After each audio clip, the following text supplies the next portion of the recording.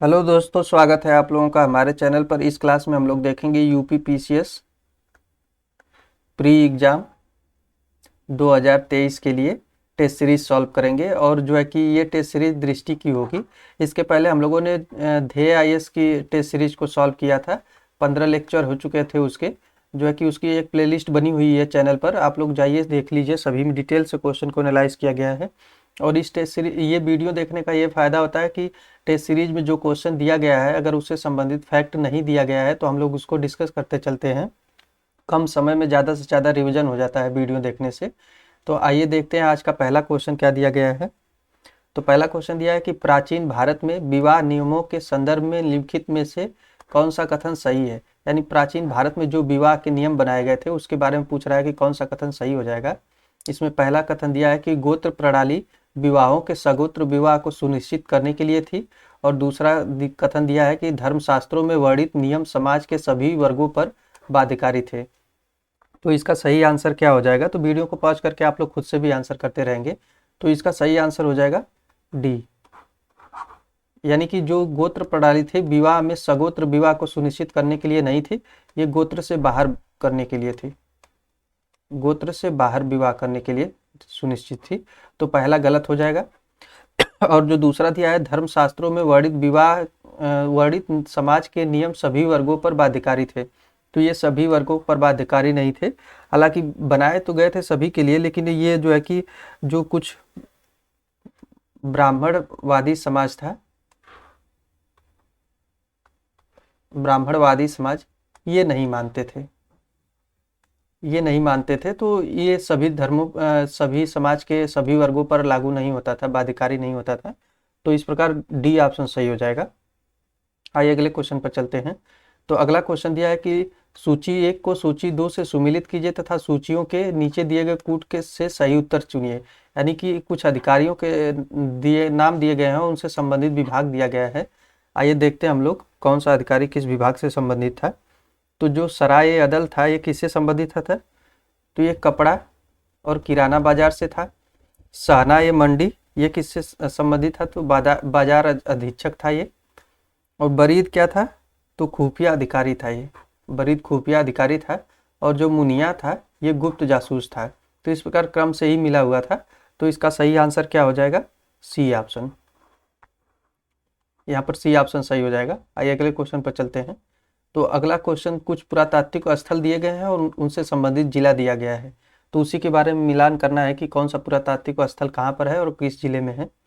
तो आइए हम लोग देखते हैं। सबसे पहले इसका आंसर क्या हो जाता है? तो आलमगीरपुर कहाँ पर है? तो आलमगीरपुर है मेरठ में। ये हिंडन नदी के किनारे है। ये हड़प्पा सभ्यता से संबंधित स्थल है। तो कई बार एग्जाम में पूछा गया है। मेरठ यूपी में है। और बड़ा गांव कहाँ पर है? तो बड़ा गांव हो जाएगा सहारनपुर। और सनौली कहाँ पर हो जाएगा? तो सनौली हो जाएगा बागपत। और कालपी जालौन में। तो इसका सही आंसर क्या हो जाएगा? ए का 1, बी का 3। तो डी ऑप्शन यहाँ पे सही हो जाएगा। तो इस प्रकार हम लोग मिलाते हुए चलेंगे सभी क्वेश्चन को। अगला क्वेश्चन दिया है कि निम्नलिखित में से किस शासकों के शिलालेखों पर गजबेतकरा उपाधि है? यानी गजबेतकारा उपाधि किस शासक के शिलालेख पर है? देवराय प्रथम, देवराय द्वितीय, सिकंदर लोधी और कृष्णदेव राय। तो इसका सही आंसर क्या हो जाएगा? वीडियो को पॉज करके आप लोग खुद से भी आंसर करते रहें, ताकि आप लोगों को भी पता चले कितने क्वेश्चन सही हो पा रहे हैं। तो इसका सही आंसर क्या हो जाएगा? जो कृष्णदेव राय द्वितीय था, इसी के जो है कि शिलालेखों पर गजबेतकारा उपाधि अंकित है। और ये जो है कि विजयनगर साम्राज्य का शासक था। विजयनगर साम्राज्य। और विजयनगर साम्राज्य की स्थापना कब हुई थी? तो 1336 में हुई थी। और किसने किया था? तो हरिहर। दो भाई थे, हरिहर एवं बुक्का। इन दोनों लोगों ने विजयनगर साम्राज्य की स्थापना किया था। और उसी का जो है कि इस विजयनगर साम्राज्य कुल 4 वर्ष राजवंशों ने शासन किया था। तो कौन कौन सा था? तो संगम, सुलू, फिर तीसरा हो जाएगा तुलु, फिर चौथा अराबीडू। तो कुल 4 राजवंशों ने शासन किया था संगम वंश विजयनगर साम्राज्य पर। और ये जो कृष्णदेव राय था, ये जो है कि देवराय द्वितीय जो था, इसका शासन काल कब से कब तक था, तो ये था 1222 से 46 के मध्य था। और ये सबसे महान शासक था, सबसे महान शासक था विजयनगर साम्राज्य का, विजयनगर साम्राज्य का सबसे महान शासक था। और आइए देखते हैं अगले क्वेश्चन के बारे में हम लोग। अगला क्वेश्चन दिया है कि निम्नलिखित में से कौन सा पंडित दीनदयाल उपाध्याय राज्य कर्मचारी कैशलेस चिकित्सा योजना का लाभ प्राप्त कर सकता है। यानी कि वो कौन से लोग हैं जो पंडित दीनदयाल उपाध्याय राज्य कर्मचारी कैशलेस चिकित्सा योजना का लाभ प्राप्त करेंगे। तो ये कौन लोग होंगे, तो ये राज्य के सभी कर्मचारी जो हैं, इनको ये सुविधा प्रदान की गई है। और ये कब से लागू हुआ, तो 21 जुलाई 2022 से, 21 जुलाई 2022 को जो है कि उत्तर प्रदेश के मुख्यमंत्री के द्वारा किया गया, उत्तर प्रदेश के मुख्यमंत्री के द्वारा ये योजना लागू की गई है। और इसमें राज्य के सभी कर्मचारियों को फ्री चिकित्सा दी जाएगी जो कर्मचारी हैं, और उनके परिवार को भी 5 लाख की चिकित्सा सुविधा उपलब्ध कराई जाएगी, प्रतिवर्ष निःशुल्क होगी, प्रतिवर्ष निःशुल्क चिकित्सा होगी ये। और ये जो आयुष्मान भारत कार्ड के तहत जो लिस्टेड है हॉस्पिटल या जितने भी चिकित्सालय हैं सभी जगह पे, वहीं पर इनका भी इलाज किया जाएगा। तो ये जो है कि इसका ऑप्शन सही क्या हो जाएगा, बी, राज्य के जो सभी कर्मचारी हैं उनके लिए है ये योजना। अगला क्वेश्चन दिया है कि 44वें शतरंज ओलंपियाड के संदर्भ में निम्नलिखित कथनों में से कौन सा कथन सही है। यानी जो 44वां शतरंज ओलंपियाड हुआ था उसके बारे में पूछा जा रहा है कि कौन सा कथन सही हो जाएगा। तो आइए देखते हैं। तो 44वां शतरंज ओलंपियाड उड़ीसा में आयोजित किया गया था, तो ये गलत हो जाएगा। ये उड़ीसा में आयोजित नहीं किया गया था, ये किया गया था तमिलनाडु में, तमिलनाडु में किया गया था। यह भारत में पहली बार और एशिया में 30 वर्षों के बाद आयोजित की गई है, तो ये बिल्कुल सही हो जाएगा, दूसरा कथन सही हो जाएगा। यह भारत में पहली बार और पूरे एशिया में जो है कि 30 वर्षों के बाद आयोजित किया गया है। और महिला वर्ग में भारत ने स्वर्ण पदक जीता है, तो ये भी कथन गलत हो जाएगा। महिला वर्ग में भारत ने स्वर्ण पदक नहीं जीता है। स्वर्ण पदक किसने जीता है, स्वर्ण पदक जर्मनी ने नहीं, यूक्रेन ने जीता है। स्वर्ण पदक यूक्रेन ने जीता है। और भारत ने कौन सा पदक जीता था, भारत ने, तो ये जीता है कांस्य पदक,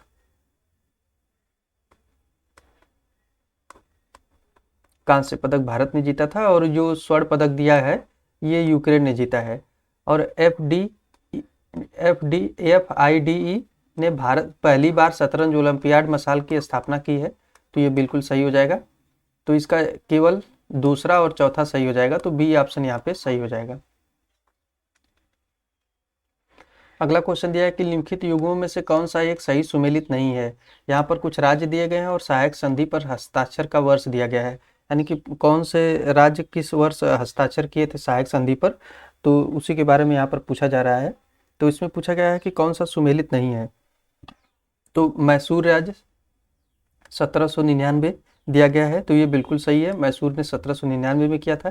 तंजौर 1797, तो तंजौर 1797 में नहीं किया था, तंजौर ने किया था 1799, 1799 में किया था। तो यही आंसर हम लोगों का सही हो जाएगा क्योंकि यहाँ पर गलत पूछा गया था। और अवध ने 1801 में किया था, जोधपुर ने 1818 में किया था। और सबसे पहले स्वीकार किसने किया था, सबसे पहले तो हैदराबाद के निजाम, हैदराबाद के निजाम ने किया था, और ये किया था 1798 में। और सहायक संधि किसके द्वारा लाई गई थी, तो लॉर्ड वेलेस्ली के द्वारा, लॉर्ड वेलेस्ली के द्वारा सहायक संधि लाई गई थी। इसमें होता क्या था कि देसी जो रियासतें थी या रजवाड़े थे उनको अपने खर्चे पर ब्रिटिश सेना अपने पास रखने पड़ती थी, यही सारे प्रावधान थे उसमें। जो है कि ये कहा गया था कि कोई भी विदेशी समझौता भारतीय राज्य या राजा नहीं कर सकते थे बिना अंग्रेजों की अनुमति से। और इसमें ये भी था कि जो है कि जो अंग्रेज हैं उनके आंतरिक मामलों में हस्तक्षेप नहीं करेंगे। तो ये सारे संधि के प्रावधान थे, सहायक संधि के, लेकिन ऐसा होता नहीं था। जो है कि धीरे धीरे ये आंतरिक मामलों में भी हस्तक्षेप करने लगे थे। मालाबार विद्रोह के संदर्भ में लिखित में से कौन सा कथन सही है? यानी जो मालाबार विद्रोह हुआ था उसके बारे में पूछा जा रहा है, कौन सा कथन सही हो जाएगा। तो आइए देखते हैं। 1921 का मालाबार विद्रोह ब्रिटिश शासकों और स्थानीय हिंदू जमींदारों के खिलाफ होने वाला मुस्लिम काश्तकार विद्रोह था। तो इसका सही आंसर हो जाएगा, क्योंकि ये जो है कि मालाबार विद्रोह जो हुआ था ये ब्रिटिश शासकों और जो हिंदू जमींदार थे उनके विरुद्ध किसान जो थे, मुस्लिम किसान थे, उन्होंने किया था। तो ये बिल्कुल सही हो जाएगा। और मालाबार विद्रोह को धार्मिक विद्रोह के रूप में भी जाना जाता है, तो ये गलत हो जाएगा, ये किसान विद्रोह था। मालाबार विद्रोह किसान विद्रोह था, ये जो है कि गलत हो जाएगा। तो इसका सही आंसर क्या हो जाएगा? ए ऑप्शन हो जाएगा। अगला क्वेश्चन देख लेते हैं क्या दिया है। तो पी बोर्ड के संदर्भ में लिखित में से कौन सा कथन सही है? यह भारतीय प्रौद्योगिकी संस्थान दिल्ली की एक पहल है। और दूसरा ऑप्शन दिया कि यह किसी व्यक्ति में कैंसर उत्पन्न करने वाले जीन की भविष्यवाणी कर सकता है। तो आइए हम लोग देख लेते हैं इसका सही आंसर क्या हो जाएगा। तो वीडियो को पॉज करके आप लोग खुद से भी सॉल्व करते रहेंगे। तो ये भारतीय प्रौद्योगिकी संस्थान दिल्ली की एक पहल है, तो ये गलत हो जाएगा। ये दिल्ली की नहीं है, ये मद्रास की है। भारतीय प्रौद्योगिकी संस्थान मद्रास का हो जाएगा।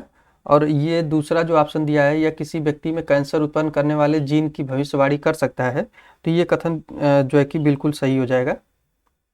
दूसरा सही हो जाएगा, पहला गलत था, तो सी ऑप्शन यहाँ पे सही हो जाएगा। आइए अगले क्वेश्चन पर चलते हैं। भारत का पहला अंतर्राष्ट्रीय बुलियन एक्सचेंज किसने लॉन्च किया? तो जो भारत का पहला अंतर्राष्ट्रीय बुलियन एक्सचेंज है, ये किसके द्वारा लॉन्च किया गया, उसी के बारे में यहाँ पर पूछा जा रहा है। तो ये नरेंद्र मोदी जो हैं उनके द्वारा लॉन्च किया गया। और ये कहाँ पर किया गया? तो गांधीनगर गुजरात में। गांधीनगर गुजरात में लॉन्च किया गया। और जो है कि इसमें क्या होगा कि जो यहाँ पर एक बिल्डिंग बनाई गई है, अंतर्राष्ट्रीय वित्तीय सेवा केंद्र प्राधिकरण, अंतर्राष्ट्रीय वित्तीय सेवा केंद्र प्राधिकरण, यहीं पर जो है कि इसकी भवन की आधारशिला रखी गई है। और ये क्या करेगा? तो ये जो सोने के मूल्य का निर्धारण का मानकीकरण करेगा। तो ये इसका जो है कि बी ऑप्शन सही हो जाएगा यहाँ पे। अगला क्वेश्चन देख लेते हैं। बौद्ध और जैन ग्रंथों में लिखित में से किन महाजनपदों का उल्लेख है? जो बौद्ध और जैन ग्रंथों में किन महाजनपदों का उल्लेख है, उसी के बारे में यहाँ पर पूछा जा रहा है। आइए हम लोग देखते हैं। तो जो तक्षशिला, मल्ल, कंबोज और सूरसेन, तो इसमें से कौन सा सही हो जाएगा? तो जो कंबोज है और मल्ल है और सूरसेन है, इन सभी का उल्लेख था, तक्षशिला का नहीं था, ये महाजनपदों में नहीं था। जैसा कि पता होगा कि कुल 16 महाजनपद थे। और ये एक बौद्ध ग्रंथ अंगुत्तर निकाय, बौद्ध ग्रंथ अंगुत्तर निकाय में इसका वर्णन किया गया है कि कुल 16 महाजनपद थे। और इसमें से जो है कि इसमें पूछा गया था कौन से महाजनपदों में था, तो ये कंबोज, मल्ल और सूरसेन। तो 2, 3, 4 सही हो जाएगा। तो डी ऑप्शन सही हो जाएगा, 2, 3, 4। ये जो है कि तक्षशिला जो पाकिस्तान में, वर्तमान पाकिस्तान में है, ये शामिल इसमें नहीं था 16 महाजनपदों में। और जो है कि यूपी में कुल कितने थे? यूपी में कितने? तो कुल 8 जनपद यूपी में थे। वर्तमान यूपी जो है उसमें कुल 8 जनपद थे, बाकी की 16 महाजनपद थे कुल। और जो है कि कंबोज की ये पूछ लेता है, राजधानी भी पूछ लेता है, तो कंबोज की हाटक थी, और सूरसेन की मथुरा थी, और मल्लों की पावा थी, पावापुरी, जहाँ पर गौतम बुद्ध को जो है कि मृत्यु हुई थी इनकी। तो डी ऑप्शन यहाँ पे सही हो जाएगा। आइए अगले क्वेश्चन पर चलते हैं। अगला क्वेश्चन दिया है कि निम्नलिखित मध्यकालीन साम्राज्य पर विचार कीजिए तथा उनके गठन के संदर्भ में कालक्रम के अनुसार व्यवस्थित करें। तो कुछ मध्यकालीन जो राजवंश दिए गए हैं उनके कालक्रम के अनुसार व्यवस्थित करना है। आइए हम लोग देख लेते हैं। तो सबसे पहले मामलुक वंश था जो गुलाम वंश कहा जाता है, और ये मोहम्मद गोरी के जो गुलाम थे कुतुबुद्दीन ऐबक उसके द्वारा ये स्थापित किया गया था। तो 1206 से 90 के बीच था। उसके बाद आ जाएगा खिलजी वंश, ये कब से कब था, 1290 से 1320 तक था। और उसके बाद आ जाएगा सैयद वंश, ये कब से कब तक था, तुगलक वंश आ जाएगा। उसके बाद तुगलक वंश था 1320 से 1414 के मध्य था। और उसके बाद लास्ट में आ जाएगा 1414 से 21 के मध्य, ये सैयद वंश था। और इसका संस्थापक था खिज्र खां। और जो ये मामलुक वंश था इसको गुलाम वंश भी कहते हैं। तो ये ऐबक था, कुतुबुद्दीन ऐबक। और खिलजी वंश का संस्थापक कौन था, तो जलालुद्दीन खिलजी।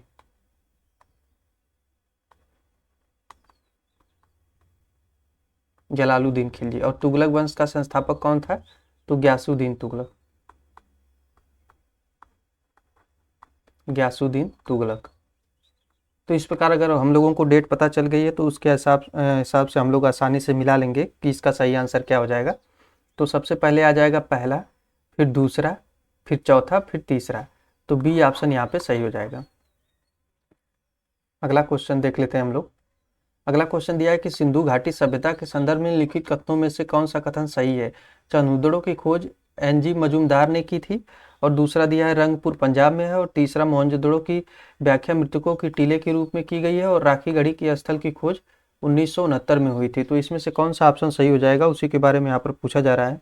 तो आइए हम लोग देखते हैं। तो चंदूदड़ों की खोज एनजी मजूमदार ने की थी, ये बिल्कुल सही हो जाएगा। और जो रंगपुर है पंजाब में स्थित है, तो ये गलत हो जाएगा। रंगपुर पंजाब में नहीं है, ये गुजरात में है। और मोहनजोदड़ो की व्याख्या मृतकों के टीले के रूप में की गई है, तो ये बिल्कुल सही हो जाएगा। राखी गढ़ी स्थल की खोज 1969 में की गई थी। तो राखी गढ़ी की खोज 1969 में की गई थी, ये बिल्कुल सही हो जाएगा, ये भी कथन सही हो जाएगा। और इसकी खोज किसने की थी, तो सूरज भान ने, राखी गढ़ी की। ये भी पूछा गया एग्जाम में, तो आप लोग इसको नोट करेंगे। तो इस प्रकार 1, 3, 4 सही हो जाएगा, डी ऑप्शन सही हो जाएगा। अगला क्वेश्चन दिया है कि आइए देख लेते हैं। अलाउद्दीन खिलजी ने अपनी अवधि के दौरान कई बाजार सुधार किए, उसे बड़ी अस्थायी सेना रखने की आवश्यकता थी। तो जो अलाउद्दीन खिलजी है, ये सैनिक सुधार व बाजार सुधार के लिए प्रमुख रूप से जाना जाता है। इसने सैनिकों के लिए हुलिया और दाग प्रथा घोड़े के लिए जारी किया था, और बाजार में सख्त नियम अपनाए थे कि मूल्य उसका ज़्यादा बढ़ने ना पाए, क्योंकि इसको एक बड़ी अस्थायी सेना रखना था। तो उसके खर्चे के वहन के लिए जो भी मूल्य को निर्धारित कर दिया था कि आराम से ये अपनी सेना रख पाए। तो कथन और कारण दोनों ही सही हो जाएगा, तो ये ऑप्शन यहाँ पे सही हो जाएगा। आइए अगले क्वेश्चन पर चलते हैं। अगला क्वेश्चन दिया है कि हाल ही में उत्तर प्रदेश सरकार निम्नलिखित में से किस एक आर्थिक लक्ष्य को प्राप्त करने के लिए निर्यात को बढ़ावा दे रही है। तो उत्तर प्रदेश सरकार निर्यात को बढ़ावा दे रही है, तो इसका लक्ष्य क्या रखा गया है, तो ये रखा गया है कि $1 ट्रिलियन की अर्थव्यवस्था को बनाना है। इसी के लक्ष्य को प्राप्त करने के लिए उत्तर प्रदेश सरकार जो है कि इस निर्यात को बढ़ावा दे रही है। $1 ट्रिलियन की अर्थव्यवस्था को ये कब तक करना है, तो 2024-25 तक $1 ट्रिलियन की अर्थव्यवस्था को बनाना है। आइए अगले क्वेश्चन पर चलते हैं। अगला क्वेश्चन दिया कि हाल ही में निम्नलिखित में से किस मंत्रालय ने गोवा में उज्ज्वल भारत उज्ज्वल भविष्य उत्सव का आयोजन किया था। तो वो कौन सा मंत्रालय है जो कि गोवा में उज्ज्वल भारत उज्ज्वल भविष्य उत्सव का आयोजन किया था। ऊर्जा मंत्रालय, शिक्षा मंत्रालय, महिला बाल विकास मंत्रालय, नवीन एवं नवीकरणीय ऊर्जा मंत्रालय। तो इसका सही आंसर क्या हो जाएगा, तो जो ऊर्जा मंत्रालय है इसी के द्वारा जो है कि गोवा में उज्ज्वल भारत उज्ज्वल भविष्य का जो है कि उत्सव का आयोजन किया गया था। और ये कब से कब तक किया गया था, तो 25 से 30 जुलाई 2022 के मध्य किया गया था। 25 से 30 जुलाई 2022 के मध्य किया गया था। और इसमें जो है कि गोवा में विभिन्न कार्यक्रमों का आयोजन किया गया था ऊर्जा मंत्रालय के द्वारा। अगला क्वेश्चन दिया है कि निम्नलिखित में से कौन सी पुस्तक बंकिम चंद्र चट्टोपाध्याय द्वारा लिखी गई है। तो ये कौन सी पुस्तक है, आनंद मठ है। और इसी आनंद मठ पुस्तक के आधार पर ही जो है कि बंगाल में एक विद्रोह चला था, सन्यासी विद्रोह।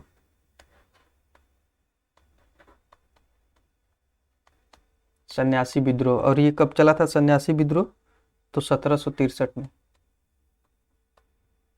1763 से 1800 के मध्य चला था ये सन्यासी विद्रोह। तो ये इनकी पुस्तक थी आनंद मठ। और इसी में जो है कि और एक घटना का जिक्र किया गया था, जो फकीर विद्रोह। फकीर विद्रोह, तो इसका डी ऑप्शन सही हो जाएगा। राजा राम मोहन राय के संदर्भ में लिखित में से कौन सा कथन सही है, यानी राजा राम मोहन राय के बारे में पूछा जा रहा है कि कौन सा कथन सही हो जाएगा। तो इसमें देखते हैं हम लोग, वह भारतीय वैदिक विचारों से बहुत प्रभावित थे, तो ये गलत हो जाएगा। वो पाश्चात्य संस्कृति से प्रभावित थे, पाश्चात्य संस्कृति से प्रभावित थे। और इनकी पहली प्रकाशित कृति जीवन चरित्र है, चरित है, तो ये भी गलत हो जाएगा। जो है कि इनकी पहली कृति जीवन चरित्र नहीं थी, जीवन चरित्र उन दूसरे, ये जो जीवन चरित्र थी ये ईश्वर चंद्र विद्यासागर की थी, ईश्वर चंद्र विद्यासागर की थी। और इन्होंने महिलाओं की मुक्ति की दिशा में कार्य किया, तो ये बिल्कुल सही हो जाएगा। ब्रह्म समाज आधुनिक भारत का पहला बौद्धिक सुधार था, तो ये भी सही हो जाएगा। जैसा कि पता है कि राजा राम मोहन राय ने 1828 में ब्रह्म समाज की स्थापना की थी, ब्रह्म समाज की स्थापना किया था इन्होंने, तो ये जो है कि सही हो जाएगा। और एक जो है कि 1814 में आत्मी सभा, इसकी स्थापना करी थी। और जो है कि ये जो ये दिया है कि उन्होंने महिलाओं की मुक्ति की दिशा में कई कार्य किए, तो ये भी सही हो जाएगा। और जैसा कि इन्होंने सती प्रथा को बैन किया था बेंटिक के साथ मिलके, तो ये भी 1929 में। तो इस प्रकार इन्होंने सुधार कार्य किए थे। और जो ब्रह्म समाज था आधुनिक भारत का पहला बौद्धिक सुधार भी कहा जाता है, तो ये तीसरा और चौथा सही हो जाएगा। तो ए ऑप्शन यहाँ पे सही हो जाएगा। आइए अगले क्वेश्चन पर चलते हैं। अगला क्वेश्चन दिया है कि जुलाई 2022 में निम्नलिखित में से किस देश ने यूरो को अपनी मुद्रा के रूप में अपनाने की स्वीकृति दी है। तो यूरो को कौन सा देश अपना रहा है, उसी के बारे में यहाँ पर पूछा जा रहा है। तो ये हो जाएगा क्रोएशिया। क्रोएशिया ने जो है कि जुलाई 2022 में यूरो को अपनी मुद्रा को अपनाने की स्वीकृति दे दी है। जैसा कि पता है कि यूरो जो है कि यूरोपीय संघ की मुद्रा है, यूरोपीय संघ, जिसमें अभी 27 देश हैं वर्तमान में। ब्रिटेन अलग हो गया था 2020 में, तो इसमें कुल 27 देश हैं। तो क्रोएशिया जो है कि यूरो को अपना रहा है। वर्ष 2021-22 में कृषि जनगणना का कौन सा संस्करण आयोजित किया गया था। तो जो कृषि जनगणना होती है वर्ष 2022 में, इसी में पूछा जा रहा है कि कौन सा ये हो जाएगा। तो ये 11वीं कृषि जनगणना थी, और ये प्रत्येक 5 वर्ष पे होती है, प्रत्येक 5 वर्ष पे होती है। और पहली कब हुई थी, ये भी कई बार एग्जाम में पूछा गया है। तो पहली हुई थी, पहली कृषि जनगणना, तो ये हुई थी 1970-71 में हुई थी। तो प्रत्येक 5 वर्ष पे होती है, तो 2021-22 में ये हो जाएगी 11वीं। अगला क्वेश्चन देख लेते हैं। तो अगला क्वेश्चन दिया कि प्राचीन भारतीय साहित्य के संदर्भ में लिखित में से कौन सा कथन सही है। तमिल महाकाव्य शिल्पादिकारम सतनार द्वारा रचित है, तो ये गलत हो जाएगा। ये सतनार द्वारा रचित नहीं था। तो जो शिल्पादिकारम है ये रचित था किसके द्वारा, तो इलांगो अदिगल, तो इलांगो अदिगल के द्वारा रचित था, सतनार के द्वारा नहीं। तो पुराणों में केवल सृष्टि की रचना और सृष्टि की प्रक्रिया में सम्मिलित देवताओं के बारे में वर्णन है। तो ये जो पुराणों में दिया है कि सृष्टि की रचना और सृष्टि की प्रक्रिया के सम्मिलित देवताओं के बारे में वर्णन है, तो ये भी गलत हो जाएगा। पुराणों में जो है कि इन देवताओं के अलावा भी अन्य देवताओं का भी वर्णन है, अन्य देवताओं का भी वर्णन है, जैसे कि जो है कि जैसे देवी देवताओं से जुड़ी कहानियाँ उसमें हो जाएगा विष्णु हो जाएंगे, शिव हो जाएंगे, दुर्गा। तो इन सभी देवताओं का वर्णन भी है, जो है कि सृष्टि और प्रक्रिया के द्वारा, प्रक्रिया देवताओं का ही वर्णन नहीं है, सभी लोगों का इसमें है, तो दोनों ही गलत हो जाएगा। तो डी ऑप्शन यहाँ पे सही हो जाएगा। अगला क्वेश्चन दिया है कि निम्नलिखित में से किस शासक ने गुलरुखी उपनाम अपनाया था। तो यानी कि वो कौन सा शासक था जो है कि गुलरुखी उपनाम से जाना जाता था। तो ये कौन था, तो सिकंदर लोदी। जो सिकंदर लोदी था, ये लोदी वंश का शासक था। तो ये गुलरुखी उपनाम से कविताएं लिखता था, इसीलिए इसका उपनाम भी जो है कि गुलरुखी पड़ गया था। और ये कब से कब तक शासन किया था, तो 1489 से 1517 तक। उसके बाद इब्राहिम लोदी आता है, जो बाबर से पानीपत के युद्ध में हार जाता है। और इसने जो सिकंदर लोदी था, आगरा नगर भी बसाया था, आगरा नगर 1504 में। ऋग्वेद में गायत्री मंत्र का उल्लेख हुआ है, यानी कि ऋग्वेद में गायत्री मंत्र का उल्लेख हुआ है, किसमें किया गया है, उसके बारे में पहले मंडल में, दूसरे मंडल में, तीसरे में और पांचवें में। तो इसका सही आंसर क्या हो जाएगा, तो इसका सही आंसर हो जाएगा तीसरे मंडल में। जो ऋग्वेद में गायत्री मंत्र का उल्लेख किया गया है, वो तीसरे मंडल में किया गया है। जैसा कि पता है कि ऋग्वेद में कुल 10 मंडल हैं और 1028 सूक्त हैं, 1028 सूक्त हैं और 10,552 श्लोक हैं। ये भी संख्या पूछा गया है। और तीसरे मंडल में जो है कि गायत्री मंत्र का उल्लेख है। और गायत्री मंत्र किसको संबोधित है, तो ये सूर्य को संबंधित है, सूर्य को संबंधित है। और एक क्वेश्चन इसमें पूछा जाता है कि जो कि सबसे पुराना सबसे नवीन कौन सा मंडल है। तो सबसे नवीन मंडल है पहला और 10वां। पहला और 10वां सबसे नवीन मंडल है जो ऋग्वेद का है। आइए अगले क्वेश्चन पर चलते हैं। अगला क्वेश्चन दिया है कि निम्नलिखित में से कौन सा दो सही सुमेलित है, यानी कि इसमें से दो सही सुमेलित है, तो उसी के बारे में बताना है कौन सा सही सुमेलित हो जाएगा। तो किताब उल रहला ये किसकी रचना है, तो इब्न बतूता की है, तो ये बिल्कुल सही हो जाएगा। जो तुगलकनामा दिया है, ये तुगलकनामा अमीर खुसरो की नहीं है, ये अमीर खुसरो की है, जियाउद्दीन की नहीं है,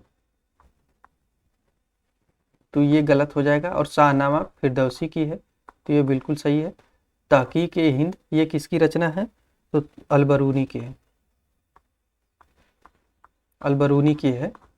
तो इसमें से देखा जाए तो चौथा सही हो जाएगा और तीसरा सही हो जाएगा।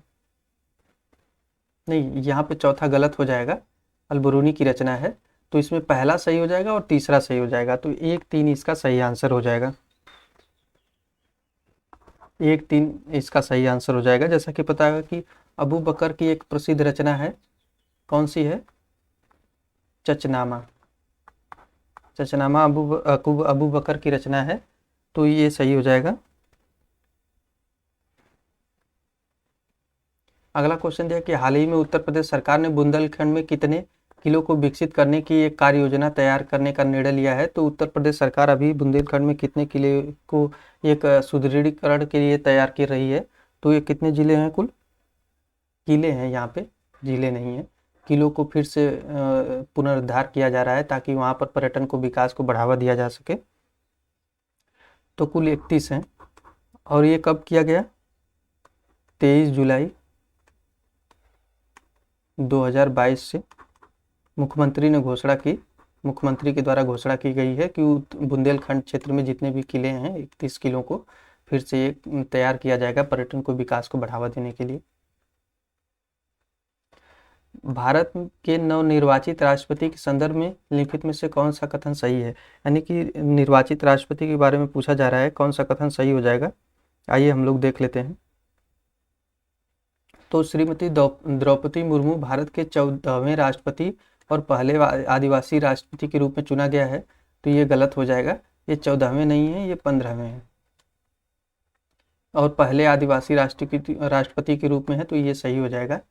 और उन्होंने विपक्षी उम्मीदवार यशवंत सिन्हा को कुल 64.03% से जीत कर हराया था, तो ये बिल्कुल सही हो जाएगा। दूसरा सही हो जाएगा और पहला गलत हो जाएगा। तो ये पहली आदिवासी महिला राष्ट्रपति हैं। और पहली महिला राष्ट्रपति कौन थी? महिला राष्ट्रपति, तो ये हो जाएंगी प्रतिभा देवी सिंह पाटिल। तो इस पे सी ऑप्शन सही हो जाएगा यहाँ पे। अगला क्वेश्चन देख लेते हैं। अगला क्वेश्चन दिया है कि कुछ आदिवासी विद्रोह दिए गए हैं, उनका वर्ष दिया गया है, तो इसी को मिलान करना है। तो आइए हम लोग देख लेते हैं इसका सही आंसर क्या हो जाएगा।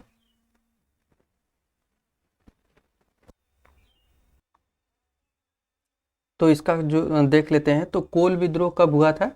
तो कोल विद्रोह हुआ था 1831 में ही हुआ था कोल विद्रोह। और खरवार विद्रोह कब हुआ था?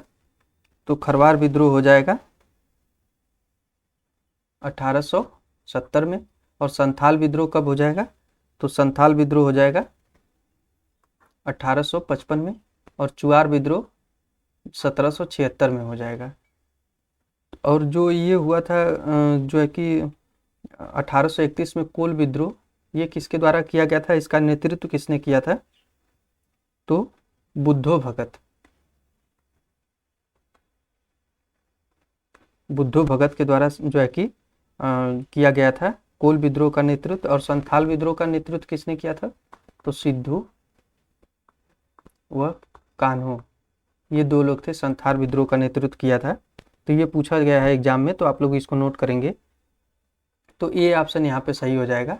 ए का 1, बी का 3, सी का 2 और डी का 4। सामाजिक धार्मिक सुधारों के संदर्भ में लिखित में से कौन सा कथन सही है? यानी सामाजिक धार्मिक सुधारों के बारे में पूछा जा रहा है और पूछा जा रहा है कौन सा कथन सही हो जाएगा। तो यहाँ पर देख लेते हैं, मध्य भारत में सतनामी आंदोलन की शुरुआत घासीदास द्वारा शुरू की गई थी, तो ये बिल्कुल सही हो जाएगा। और दूसरा दिया है सत्यशोधक समाज की स्थापना ज्योतिबा फूले ने की थी, ये भी सही हो जाएगा। सत्यशोधक समाज की स्थापना ज्योतिबा फूले के द्वारा की गई थी। और ये कब किया गया था? तो 1873 में। तो दोनों ही कथन सही हो जाएंगे, तो बी ऑप्शन यहाँ पे सही हो जाएगा। आइए अगले क्वेश्चन पर चलते हैं। अगला क्वेश्चन दिया कि भारत के निम्नलिखित में से कौन से 2 स्थल विश्व के सर्वश्रेष्ठ स्थलों की सूची में सम्मिलित हैं? तो जो विश्व के 2 सर्वश्रेष्ठ स्थलों की सूची में 2022 में कौन कौन से स्थल शामिल किए गए हैं, उसी के बारे में यहाँ पर पूछा जा रहा है। तो इसका सही क्या हो जाएगा? केरल और अहमदाबाद, इन 2 स्थलों को 2022 में शामिल किया गया है सर्वश्रेष्ठ स्थलों की सूची में। और ये टाइम पत्रिका द्वारा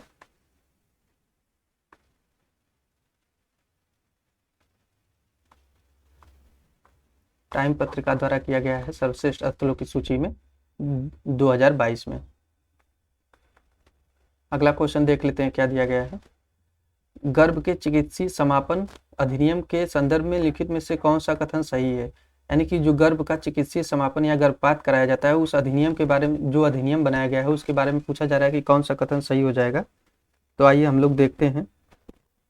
तो इस अधिनियम के तहत केवल विवाहित महिला द्वारा 20 सप्ताह का गर्भ समाप्त किया जा सकता है, तो ये गलत है। 20 सप्ताह तक ये विवाहित और अविवाहित दोनों के लिए है, तो ये गलत हो जाएगा। भ्रूण असमानताओं के संदर्भ में 24 सप्ताह के बाद गर्भ अवस्था को समाप्त करने के लिए राज्य स्तरीय मेडिकल बोर्ड की राय लेना है, तो ये बिल्कुल सही हो जाएगा। दूसरा कथन सही हो जाएगा। आइए देखते हैं और क्या दिया हुआ है। तो हाल ही में सर्वोच्च न्यायालय ने 22 सप्ताह तक के गर्भपात को अनुमति दी है, तो ये गलत हो जाएगा। 22 सप्ताह तक के गर्भपात को अनुमति नहीं दिया है,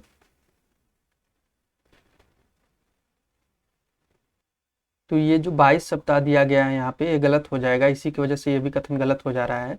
ये जो है कि 24 सप्ताह दिया है, 24 सप्ताह, तो तीसरा गलत हो जाएगा। और यह अधिनियम सतत विकास के लक्ष्यों 3 और 5 को पूरा करने में मदद करेगा, तो ये बिल्कुल सही हो जाएगा। तो दूसरा और चौथा सही हो जाएगा, तीसरा और पहला गलत हो जाएगा, तो बी ऑप्शन यहाँ पे सही हो जाएगा। अगला क्वेश्चन देखते हैं, संगम काल के संदर्भ में लिखित में से कौन सा कथन सही है, यानी संगम काल के बारे में पूछा जा रहा है, कौन सा कथन सही हो जाएगा। तो यहाँ पर दिया है तोलक्कापियम तमिल व्याकरण का सबसे पुराना संग्रह है और इस काल में महिलाओं को अपना जीवन साथी चुनने की अनुमति थी। तो इसका सही आंसर क्या हो जाएगा। तो जो तोलक्कापियम है तमिल व्याकरण का सबसे पुराना संग्रह है, तो ये बिल्कुल सही है। और इस काल में महिलाओं को अपना जीवन साथी चुनने की अनुमति थी, तो ये भी सही हो जाएगा। यहाँ पर बी ऑप्शन सही हो जाएगा, दोनों ही कथन सही थे। आइए अगले क्वेश्चन पर चलते हैं। तो फ्रेंड्स, अगर वीडियो पसंद आ रही है तो प्लीज़ चैनल को जरूर सब्सक्राइब करें और वीडियो को लाइक और शेयर करें। प्राचीन भारतीय इतिहास के संदर्भ में लिखित कथनों में से कौन सा कथन सही है। मध्य एशिया से आए शकों को मलेच्छ कहा जाता था, जो है कि, और दूसरा दिया है संस्कृत ग्रंथों में शिलालेख एवं शिलालेखों में व्यापारियों को नामित करने के लिए वणिक शब्द का उपयोग किया जाता था। तो इसका सही आंसर क्या हो जाएगा। तो जो मध्य एशिया से आए शकों को मलेच्छ कहा जाता था, तो ये बिल्कुल सही है। संस्कृत ग्रंथों और शिलालेखों में व्यापारियों को नामित करने के लिए वणिक शब्द का प्रयोग किया गया है, तो ये भी सही हो जाएगा। तो बी ऑप्शन यहाँ पे सही हो जाएगा, दोनों ही सही थे। आइए अगले क्वेश्चन पर चलते हैं।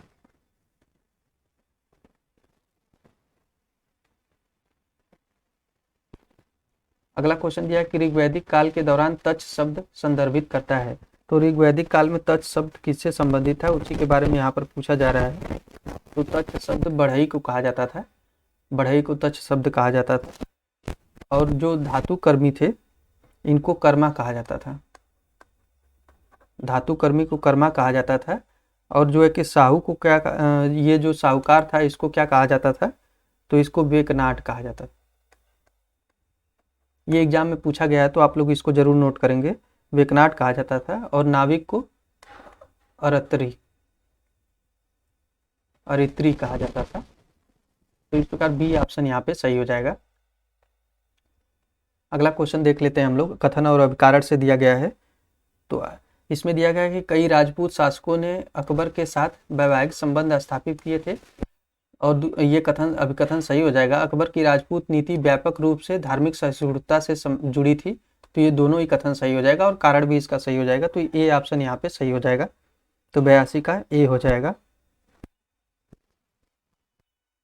अगला क्वेश्चन दिया है कि नवीनतम आंकड़ों के अनुसार हिरासत में आने वाली मौतों की संख्या निम्नलिखित में से किस राज्य में सबसे अधिक है। यानी हिरासत में जो सबसे अधिक मौतें हुई हैं उसमें संख्या की दृष्टि से सबसे अधिक किसमें हुई है, उसी के बारे में यहाँ पर पूछा जा रहा है। तो जो इसमें उत्तर प्रदेश है ये पहले स्थान पर हो जाएगा। ये रिपोर्ट केंद्रीय गृह मंत्री ने जो है कि 23 जुलाई 2022 को बताया था कि जो है कि हिरासत में आने वाली मौतों की संख्या में सबसे अधिक नंबर 1 पे यूपी हो जाएगा, दूसरे पे पश्चिम बंगाल हो जाएगा। यूपी पहले पर और दूसरे पर पश्चिम बंगाल। कुल यहाँ पर 2020 से 22 के मध्य कुल कितनी मौतें हुई थी, तो 2020 से 22 के मध्य हुई थी 955। तो पहले नंबर पर उत्तर प्रदेश, दूसरे पर पश्चिम बंगाल हो जाएगा। ये डाटा पूछ सकता है एग्जाम में, करंट से संबंधित है, तो आप लोग इसको जरूर नोट करेंगे। मिस्र के किस भारतीय कंपनी के साथ स्वेज नहर आर्थिक क्षेत्र में एक हरित हाइड्रोजन कारखाने का निर्माण करने के लिए जो है कि समझौता हस्ताक्षर किया गया है। यानी जो मिस्र की स्वेज नहर है उसके किस भारतीय कंपनी के साथ समझौता किया गया है हरित हाइड्रोजन कारखाने के निर्माण के लिए, तो कौन सी भारतीय कंपनी है, तो रीनू पावर के साथ ये समझौता किया गया है। अगला क्वेश्चन दिया है कि निम्नलिखित में से किस स्थान पर खान बहादुर खान ने 1857 का विद्रोह का नेतृत्व किया था। तो खान बहादुर खान ने जो है कि 1857 के विद्रोह का नेतृत्व कहाँ पर किया गया था, तो बरेली, फैजाबाद, बागपत, दिल्ली। तो इसका सही आंसर क्या हो जाएगा, वीडियो को पॉज करके आप लोग खुद से भी आंसर करते रहेंगे। तो खान बहादुर खान ने जो है कि बरेली में इसका नेतृत्व किया था, बरेली में। और जो फैजाबाद में किसने किया था, तो मौलवी अहमदुल्ला मौलवी अहमदुल्ला ने किया था, और बागपत में जो है कि शाहमल ने किया था। बागपत में शाहमल ने किया था, और दिल्ली में जो है कि ये जो बहादुर शाह था, बहादुर शाह ने बख्त खां को नेतृत्व दिया था, बख्त खां को इसी ने किया था। तो यहाँ पर 1857 के विद्रोह में जो है कि ये ऑप्शन सही हो जाएगा, खान बहादुर खान ने बरेली में किया था।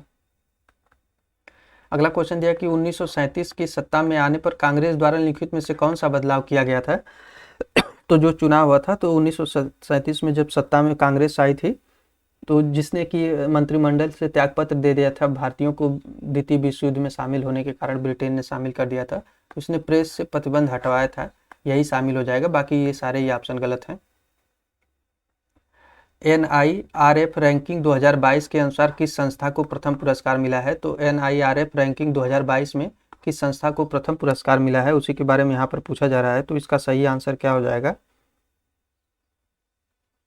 तो इसमें हो जाएगा सही आंसर जो IRT मद्रास है, इसको प्रथम स्थान मिला है। IRT मद्रास को प्रथम स्थान मिला है।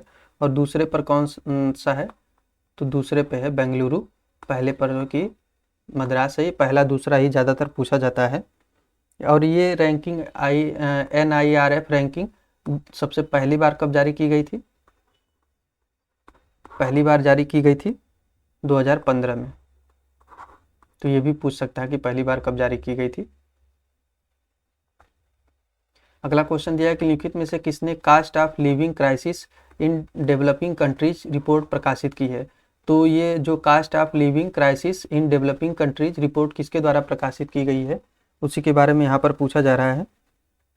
तो इसका सही आंसर क्या हो जाएगा, वीडियो को पॉज करके आप लोग खुद से भी आंसर करते रहेंगे। तो ये संयुक्त राष्ट्र विकास कार्यक्रम के द्वारा जारी किया गया है। संयुक्त राष्ट्र विकास कार्यक्रम के द्वारा ये जो है कि cost of living crisis in developing country के द्वारा जारी किया गया है। आइए अगले क्वेश्चन पर चलते हैं। अगला क्वेश्चन दिया है कि लिखित में से किस भाषा लिपि में अशोक के शिलालेख उत्कीर्ण करवाए गए थे। तो कौन से भाषा लिपि है जिसमें अशोक के शिलालेख उत्कीर्ण करवाए गए थे। तो ये प्राकृति में थे, और जो है कि अरामैइक और ब्राह्मी जो है कि इन तीनों में थे। 1, 3, 4 हो जाएगा इसका सही आंसर। तो डी ऑप्शन सही हो जाएगा। सबसे ज़्यादा अशोक के शिलालेख सबसे अधिक ब्राह्मी लिपि में है, और जो है कि कुछ क्षेत्रों में जो है कि अफगानिस्तान वाले क्षेत्रों में अरामाइक, अफगानिस्तान अरामाइक लिपि का जो है कि प्रयोग किया गया है। और जो इसके शिलालेखों की भाषा थी, ये भाषा जो है कि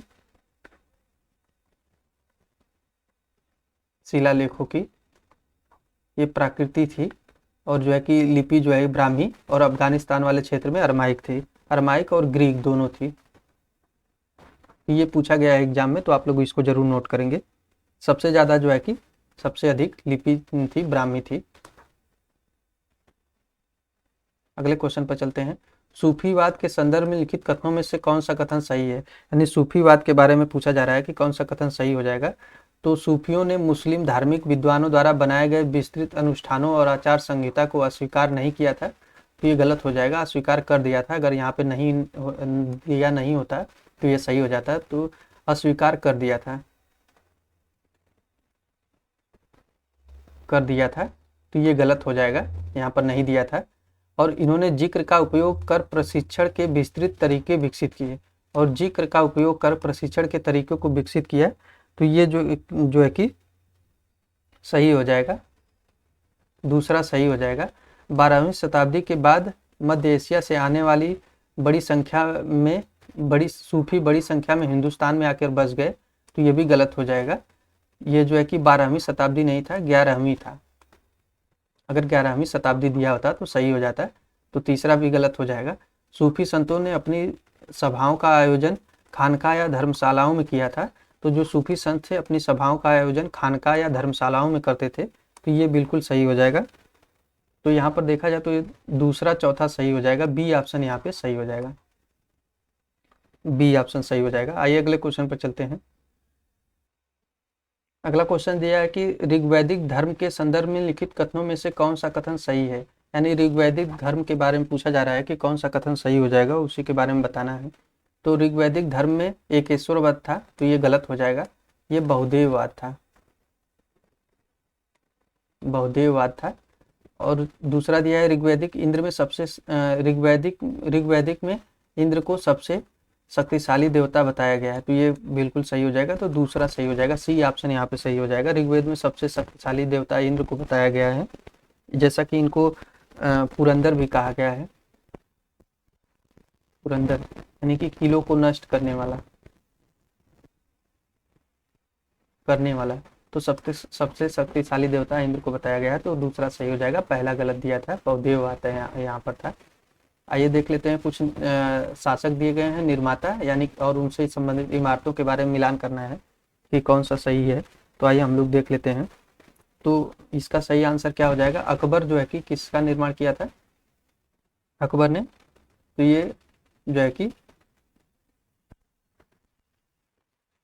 जो अकबर था जहांगीरी महल का निर्माण करवाया था, जहांगीर इसका लड़का था, तो जहांगीरी महल का निर्माण करवाया था। और जो ये दिया है जहांगीर ने किसका निर्माण कराया था, तो जहांगीर ने मोती मस्जिद का निर्माण करवाया था, मोती मस्जिद।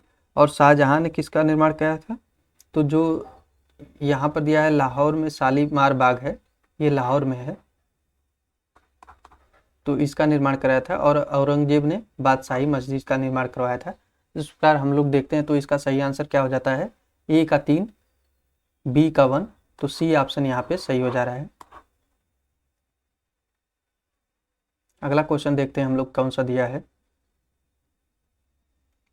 अगला क्वेश्चन दिया है कि प्राथमिक और उच्च प्राथमिक विद्यालयों में बच्चों के संदर्भ में लिखित कथनों में से कौन सा कथन सही है, तो उसी के बारे में पूछा जा रहा है, प्राथमिक और उच्च प्राथमिक विद्यालयों के बारे में। तो उत्तर प्रदेश सरकार ने स्कूल ड्रेस और स्टेशनरी के लिए राशि को 1100 से बढ़ाकर 1200 करने का निर्णय लिया है, तो ये बिल्कुल सही है। और यह राशि प्रत्यक्ष लाभ अंतरण के माध्यम से उन बच्चों के माता पिता को दी जाएगी, तो ये भी सही हो जाएगा, दोनों ही सही हो जाएंगे, तो यहाँ पर बी ऑप्शन सही हो जाएगा। अगला क्वेश्चन दिया है कि G20 के संदर्भ में लिखित कथनों में से कौन सा कथन सही है, तो G20 के बारे में यहाँ पर पूछा जा रहा है, कौन सा कथन सही हो जाएगा। आइए हम लोग देखते हैं। तो पहली G20 वित्त एवं केंद्रीय बैंकों की प्रतिनिधियों की बैठक भारत की अध्यक्षता में वाराणसी उत्तर प्रदेश में आयोजित की गई, तो ये गलत हो जाएगा, ये वाराणसी उत्तर प्रदेश में आयोजित नहीं की गई थी, ये की गई थी बेंगलुरु में, कर्नाटक में की गई थी। जो G20 की वित्त एवं केंद्रीय बैंक के प्रतिनिधियों की बैठक हुई थी भारत की अध्यक्षता में, तो ये बेंगलुरु कर्नाटक में हुई थी। G20 के लिए अमिताभ कांत को भारत का नया शेरपा नियुक्त किया है, तो ये सही हो जाएगा, तो यहाँ पर केवल दूसरा सही हो जाएगा। अगला क्वेश्चन देख लेते हैं हम लोग कौन सा दिया गया है। तो अगला क्वेश्चन दिया गया है कि आत्मीय सभा की स्थापना राजा राम मोहन राय के ने निम्नलिखित में से किस वर्ष में की थी, तो अभी हम लोगों ने ऊपर देखा कि राजा राम मोहन राय ने आत्मीय सभा की स्थापना की थी, तो 1814 में की थी। उसके बाद 1828 में ब्रह्म समाज की स्थापना किया, तो इसमें बी ऑप्शन सही हो जाएगा। आइए अगले क्वेश्चन पर चलते हैं, हम लोग देख लेते हैं अगला क्वेश्चन क्या दिया गया है। तो अगला क्वेश्चन दिया गया है कि वर्ष 1939 में कांग्रेस के त्रिपुरी अधिवेशन में पार्टी ने अपनी ओर से निम्नलिखित में से किस देश को एक मेडिकल मिशन भेजा था, तो ये चीन को भेजा था। तो वर्ष 1939 का कांग्रेस का त्रिपुरी अधिवेशन हुआ था, ये मध्य प्रदेश में हुआ था, जिसमें गांधी जी और सुभाष चंद्र बोस के मध्य विवाद हो गया था। गांधी जी ने जो कि पट्टाभी सीतारामैया को अध्यक्ष बनाने के लिए नामित किया था, लेकिन यहाँ पे सुभाष चंद्र बोस जो है कि सुभाष चंद्र बोस जीत गए थे, लेकिन गांधी जी से विवाद होने के बाद इन्होंने अध्यक्ष पद से त्यागपत्र दे दिया और छोड़कर जो है कि एक फॉरवर्ड ब्लॉक की स्थापना किया, था। तो इसका सही आंसर जो है कि बी ऑप्शन हो जाएगा, चीन को एक मेडिकल सहायता भेजा था। तो इस प्रकार हम लोगों ने कुल 96 क्वेश्चन को सॉल्व कर लिया है, बाकी के बचे हुए क्वेश्चन को अगले वीडियो में हम लोग सॉल्व कर लेंगे। तो आप लोग चैनल को सब्सक्राइब कर लीजिए और वीडियो को लाइक और शेयर कर दीजिए। Thank you.